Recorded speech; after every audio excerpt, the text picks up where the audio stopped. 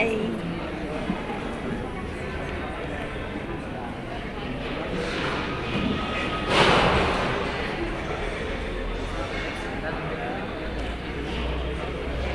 What is this starter, Papa?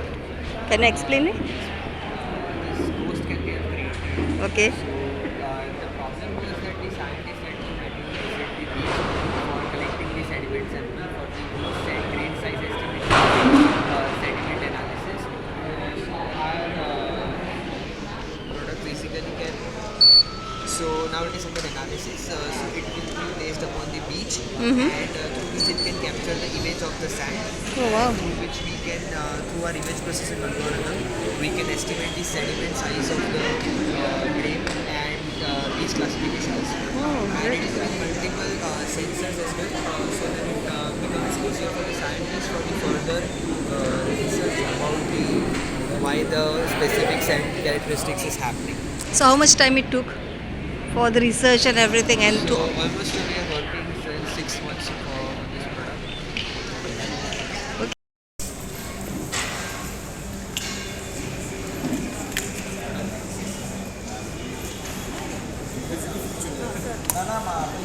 એટલા બધા લોકો છે કે હું આ લોકો connect accept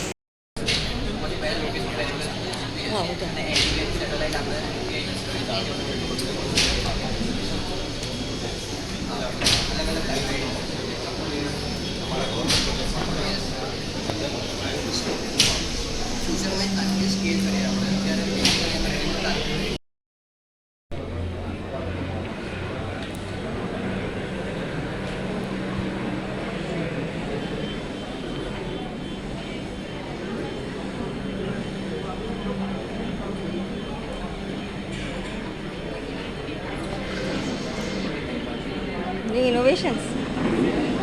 Looking pretty. Wow. Chiranjiv Patel છું I am the managing director for PCCL પણ મોર ઇમ્પોર્ટન્ટલી આજે અહીંયા એટલે છું કે સમાજને કંઈક પાછું આપવાની ઈચ્છા ધરાવે છે.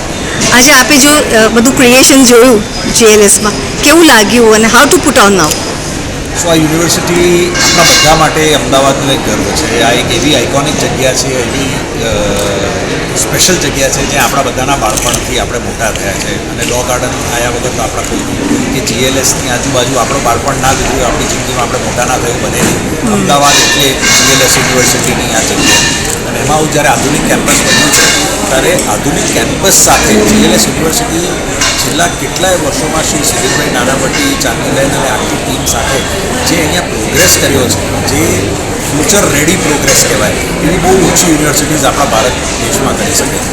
અને જ્યારે હું પ્રોગ્રેસની વાત કરું તો અહીંયા જે સ્ટાર્ટઅપ્સનું અત્યારે ડિસ્પ્લે થયું, આપણે જે છોકરાઓને મળ્યા, જે જુદી જુદી કંપનીઝ દ્વારા મળ્યા, ત્યાં ત્રણ વસ્તુ ક્લિયર દેખાય છે.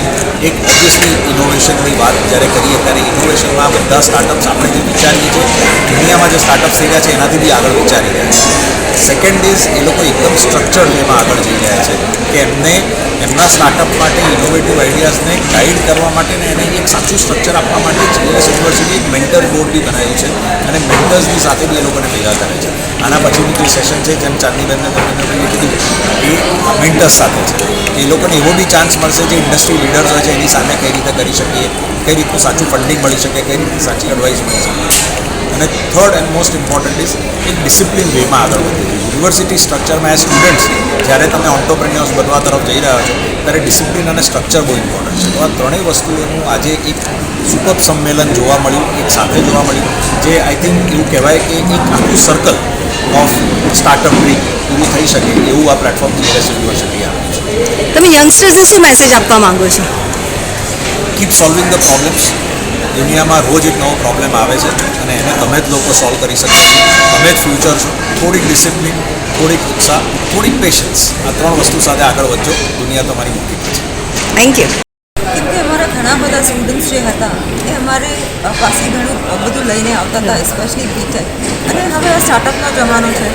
આપણા શ્રી વડાપ્રધાન નરેન્દ્રભાઈ મોદી બી સ્ટાર્ટઅપને આટલું માન આપે છે, તો મેં કીધું કે GLSમાં કેમ નહીં. અને GLS તમે ફોરવર્ડ થિંકિંગની, ન્યૂ થિંકિંગની અમે આખું GLS 2.0 બનાવી રહ્યા છે.